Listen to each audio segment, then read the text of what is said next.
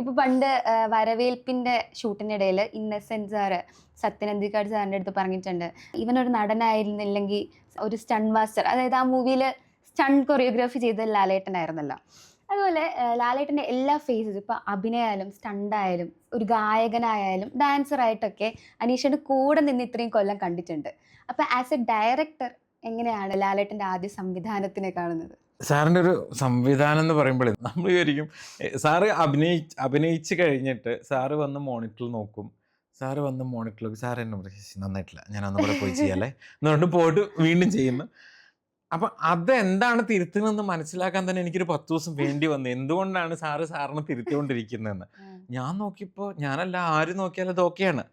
അങ്ങനെ സാറ് ചെയ്ത് വരുന്നത്. പക്ഷെ സാറ് വളരെ മൈന്യൂട്ടായിട്ട്, പിന്നെ സാറിൻ്റെ ഒക്കെ ഒരു ഈ കണ്ടിന്യൂറ്റി എന്ന് പറയും സിനിമയിൽ.